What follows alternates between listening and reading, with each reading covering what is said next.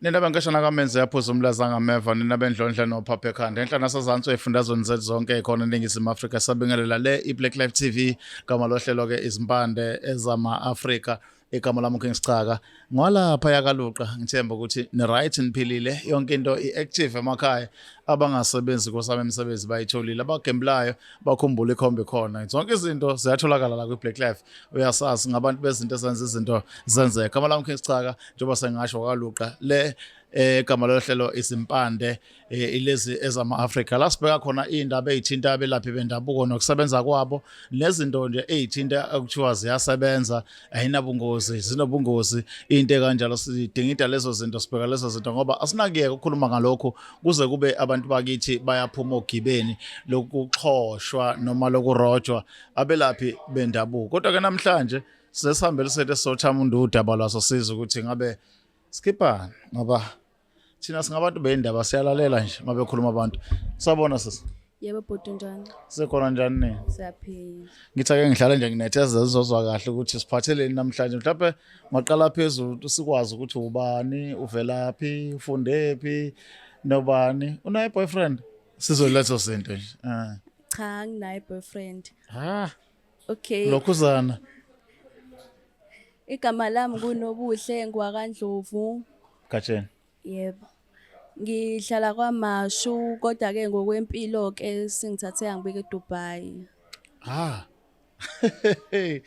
Alright qala phezulu sifika kanjani eDubai kwaMashu usuka kanjani kwenzakaleni ukhule kuphi kwaMashu ukhule kaMashu right ukhule kanjani khona ubuphila nobani ufundephi impilo yakho iqaliphi siqale lapho Okay. Mina ke ngokufunda ke i-high school yami ngayiqala le eJohn Dube. Bengikhuliswa umama single parent eyedwa. Young. EDubai ke ngahamba ngafike ngomngani wami besiyiskimi nje ngizwana nesinye islay queen isiqubu umuntu hawema umngani wami ayikho into abengayenzi efaka ama-frontal nje nami mase ngayihalela ke leyo mpilo ngathi awuthi ngimbuze ukuthi ugela ayibo wenza ngani hayi ke ugela ngitshele nje ukuthi hayi Choma sambe seDubai hayi ke ngiqale ngibuthi hayibo mngani kwenziwa nanto eDubai athi uzobona Choma ngithi wena nje asini eDubai hayi ke nami ngempela ke ngitshela uma ngithi ma ngisozama amatoho ke ngoba vele ke sengisiqedile isikole ngangihlele ekhaya ngingenzi lutho ngithi hayi ma ngisozama amatoho ngala eGoli uma akazi ngiseDubai wazi ukuthi uma ngile kanti ungaziyaduma yebo ke hayi ke eDubai mesihamba noChomi sifike awema amakhehla anemali sidayisa ngomzimba nje sithengisa ama drugs senze yonke lezi zinto ezibheda ongayicabanga kuningi bese sikwenza kuningi imawo uChomi wakho nekhule naye mhlawumbe cha asikhulanga naye uqale lephi ukwazana naye kanti wena uzombiza ngoChomi ngangisabamba e-call center yebo ngiqale ukwazi e-call center ke mase sazwana ke kakhulu ke ukuthatha la yena njengomuntu okubonisa amanye amathuba ukuthi indaba eshintsha ama-high style kanje abe nemali kanje uyokukhombisa iDubai nje ukuze nawe uzofana naye yebo okay then ke nafika lapha wabona amakhehla nidayisa ngomzimba uChomi uthini impilo ejwayele noma mhlawumbe bekufihlile bekutshelile before uyibone lento cha akazange ngitshela ukuthi sekuzoba into yanomphelo wathi nje kuzoba into yanamhlanje leli khehla leli elalisibhukhele ehotela lathi wathi uChomi kuzoba one stand night naka ayi nami ngempela ke ngivume ngithi hayi mngani mekusuku olulodwa akayikho inkinga hayi nangakusasa umuntu asambeni phela Chomi laba uyasibiza yabo uzosinika imali uzothola ifontrali yabo ifontrali right yabo hayi nami ngempela ke ngivume ke kuningi besenzisa kona lapha angazi nokuthi kuningi silalela thina unaqhubeka nodaba bekwenziwani kanti lapha benilala nenzani mase silalile namakhehla abesichamela ebusweni besitholethele ebusweni nje. Why kwenziwa lokho? Angazi mina, angazi ngempela ukuthi why impilo yaseDubai nje ya. Kodwa kuthiwa indlela esenza ngayo imali, kodwa mina manje ngiyabona ukuthi lento le ingifaka isigcwagcwa ngoba ngithe ngibuya nje la eSouth Africa ke sengibuya-ke ngithi ngizobheka uma ukuthi unjani. Ayi abantu nje abangizwa ngathi ngiyanuka. Omakhelwane kuningi kwangempela. And manje nami lento angisayithandi ngoba sekuwumsebenzi wami phela manje ukudayisa ngomzimba. Ukona ngidla ngakho nasekhaya kubhekwe mina. Manje mawukuthi sengiba nesicwacwa ngisho ukubona labantu laba engidayisela bona. Kuyinkinga ke manje sekuyinkinga ngempela. Ngifuna usizo nje kangempela ukuthi ngayikhipha kanjani lento lesicwacwa enginaso manje. Mane mina nginokudideka okuncane la ngoba angithi umngani wakho lo ohambe ngaye naye ufike lapha wenza umsebenzi ofana nowakho. Yebo. Pho kwenzeka kanjani ukuthi yena yonke leminyaka uhleli uyayibekezela lento namanje akabuyi njengoba wona wagcina ubuyile? Phela abantu abafani namhlanje uyayithanda le nto leya. Mina angiyithandi manje, angisayithandi. Yebo imali yona ngiyayithanda imali kodwa imingabe kuyenziwa ngale ndlela le angifuni. Angisathandi, sengifuna ukuphuma manje kulempilo. Sengifuna ukuphuma kwangempela-ke manje. Ngoba manje ingenzela isidina ebantwini. Ngisho nomana nje ngiyambona ukuthi hayi. Akasangizwa kahle. Mina-ke ake ngithole la ukuthi mhlambe manifika laphana eDubai la osho khona nihamba nochomo wakho ezokunikeza lo msebenzi osungasawuthandi. Kwakuyinina nodwa bala South Africa noma khona abanye bathina abanye lempilo bakhona wabuya nabona noma ubaqhubeka basala wawuwe wedwa nje ndlelani wena ngesikhathi ubuya wabuya kukahle wacela ukubuya noma mhlawumbe wajomba? Mina angibuyanga kukahle, ngijombile abazi ukuthi ngihambile kahle. Ngeqa ngoba ngangizoletha ama-drugs ngala ngoba ama-drugs siwafaka ngaphansi. Siwathumelele kwamanye amazwe.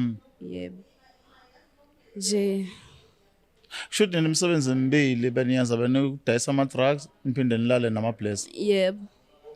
Bese kwenzeka yonke lemginingwane bathwayethele ephekweni emabusweni beni. Kuyinto le yenzeka kangaka mhlawumbe mawucabanga ngesonto noma ngenyanga. Umuntu nje uma ukwalala naye uzokutholethela. Akuchamele ebusweni, angazi ukuthi kwenziwa yini, mhlambe isithwala abasithatha ukuthi mhlambe kumele ukuthi uma ungabulala nomuntu wesifazane umchamele ebusweni, angazi. Kodwa mina nje angisayifuni lempilo le yaseDubai manje. Ngifuna umsebenzi osile, angisafuni la ukudayisa ngomzimba ngoba kunzima. So wena before uhambe eDubai la South Africa bengumsebenzi ongawenzi lokudayisa ngomzimba? Cha, bengingawenzi, bengisebenza e-call center.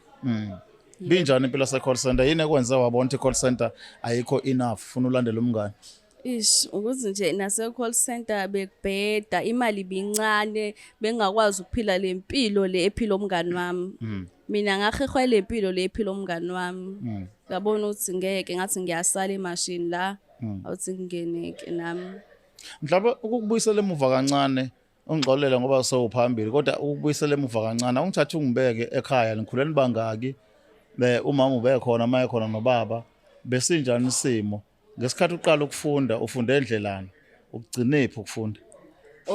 Mina ngikhuliswe ubaba-ke angisenaye wadlula emhlabeni, besibabili nje kumana kubhuti wami nawe ongasekho emhlabeni. Yebo, manje-ke uma uhlala nodadewabo manje boba u2 babheke mina. Ngifunde kwaMashu eJohn Dube ngaqeda amabanga ami khona bese-ke ngahamba RS ngafika ngaqeda khona-ke. Ngosimo sokuthi umsebenzi-ke asutholi manje akuhlangani. Bese ngathi hayi-ke awuthi-ke hambe ngeDubai ngiyobheka impilo yakhona ukuthi injani ngokulandela umngane. Yebo. Okay, mhlambe usushilo ukuthi ekhaya bebheke wena noma mncane noma kuyona yonke lento. Ngesikhathi usuthola ukuthi ke isimo sakho sisikanje usuyithola unencindezi after ukubuya eDubai khona umuntu okwakhuluma naye njengomzali ukuthi unenkinga efana nale bakusiza ngani ukuthi mhlawumbe wakhuluma nabo uma ukhulumile na Ngiyasaba ukukhuluma ngale nto lena. Angikaze ngize ngitshele umuntu. yeah Angaze ngize ngitshele umuntu engamtshela nje ukhazini wami ohlala le naye eCape Town kude le. Ngatshela yena-ke manje naye akazi ukuthi ngamtshela kanjani uma le ndaba le ngoba noma ngiyafuna ukuthi bandla angisiza angenelele kule nto le ukuthi ngiphume lesicwaca lesi enginaso. okay njengoba nje uchaza ukuthi umsebenzi owenza njengamanje ubusaqhubeka nakho ukudayisa umzimba Yebo. isimo kuma clients akho besikanjani udila nabantu abakanjani bekusabantu abafana nabaseDubai noma usudilana nombanje umtholayo as long as okuneza imali Cha mina bengidila nabantu abanemali wangempela bengathengiseli nomba. Bengidila nayabo nobhunti laba abanemali. Bengafuni nomba ya. Njengamanje thina ngabantu abasebenza ngabantu abasebenzisa imithi yesintu abalapha abantu ngento zesintu ukhulunywa ngokuthwala la khulunywa zonke izinto lapha nalapha nina beningathwele ngokwemithi kodwa benithwele ngokwemizimba yenu ukuthi nihamba nalabo bantu banikeza into abanikeza yona kodwa benenza lokho abanenza khona kunilethela imali enkulu uma engathi umlapho wendabuko njengamanje uzokuthwalisa ukuze uqhubeke nempilo obuyiphila before ungakuvuma noma usuncamela ukubuyela phansi uphila impilo enormal Ngeke ngize ngisabuyela phansi ukuthi ngiphile impilo enormal angiboni ukuthi right. Ngingakuvuma ngoba ngeke ngisakwazi ukubuyela kuleya mpilo leya ngangiyiphile ekuqaleni. Yebo inzima le angifuni le ukudayisa ngomzimba nami yaseDubai ngiright yaseDubai manje kodwa mase kuthiwa nangu umuntu uthi yabo uzongisiza ngithwalise anginankinga nesithwalo kodwa le yaseDubai engayifuni. Ngezinye indlela wena uxabana nendlela okwenziwa ngayo eDubai kodwa uxabene nemali eza kalula. Yebo. Shuthi noma manje ngathiwa uyakhishwa kuleso sigcwagcwa ucabanga ukuthi wasithelelwa eDubai kodwa ngakuhle umuntu akufaka into ezoletha imali again. Yebo.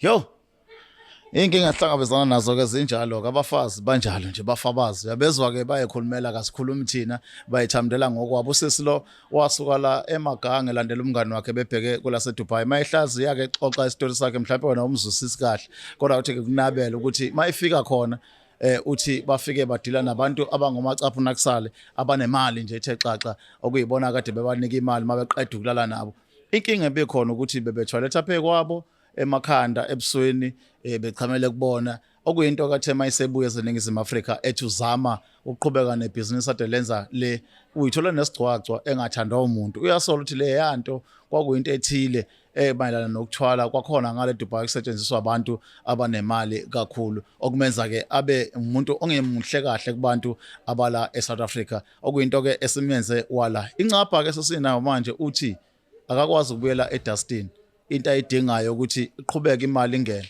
kodwa ingabusangena le ndlela ade ingena ngayo kulase Dubai ayingene ngendlela ehlukile usengamanathwala as long as kuzoba nemali angithi usho njalo sisi Yebo. Manje ngitshela ngoba ukuthwala lokhu kwehlukahlukene mntaka baba khona ukuthwala okwenza ukuthi impilo yabantu abasondele nawe ithathwe njengoba nje ukhathazeke ngomamncane wakho noma wakho nabatwana basekhaya. Yebo. Uthini ngabo mangahle kuthiwa kuphetha ngayo ukuthi isithwalo sakho sidinga lokho? Kunganzima ngempela mase kuthiwa sidinga manje igazi lami umuntu wasekhaya hayi angisithandi leso sokuthi yabo ngeke ngikwazi ukuthi ngilahlekele uma mncane noma ngeke ngikwazi wangempela Ukuthi ngizama ukuthola nje la ukuthi njengoba wawufundelana don't you think into wayifundela ngeke kusize manje ukuthi ukwazi uapply uthole umsebenzi nje oproper ngale kwalezi zinto ecabanga mina ngangenza nesing. Okay. Yebo. Manje kukhona wathi ungabusaqhubeka noma kungenxa ukuthi awusohamba awuboni ingakusiza manje uma ungahle ubuyela kuyona Ukuthi namathuba omsebenzi la awasekho kade ngangizama ukuapply akuhlangani. Akuhlangani manje ngabona ukuthi hayi lempilo le esheshayo ngathi iyona ebangcono. Unayo umntwana? Yebo. njengoba nje khona umntwana wakho umfisela ini eminyakeni yakhe yobudala ekhula, yini ofisa ukuthi ayazi ngawe mhlawumbe? Hey, mina umntwana wami angifuni afane nami, angifuni ahambe ey'nyathelweni zama wakhe. Ngifisa engathi nje angafunda, angaphingi nabangani, ngoba abangani bayalahlekisana. Khuluma nabantu-ke ekhaya sisubachazele mhlawumbe khona omunye osemncane lapha onomngani ombone nemali njengoba nawe wabona ukuthi ubukhazikhazi buphethaphi. Uyaphinda uyakukhuthaza ukuthi into oyibona yenza umngani nomunye afisa ukuba nayo, noma uthi cha ayime manje lento?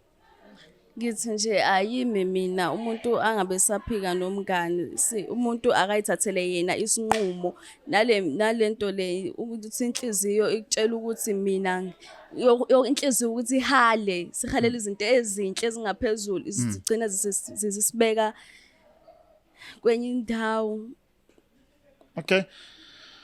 Niyayizola-ke ekhuluma udadewethu elibeka udaba lakhe. Asithembe sesizokwazi ukuthola ukuthi ubani ongakusiza akususe lento othi ukhala ngayo ebusweni bakho nasemzimbeni wakho ukuthi mhlawumbe ubuyele ube right. Somtshela konke-ke okushilo ukuthi noma ngathiwa wenza ini, as long as ingeke ithinte umndeni wakho wena right ngayo, usho njalo angithi? Yebo.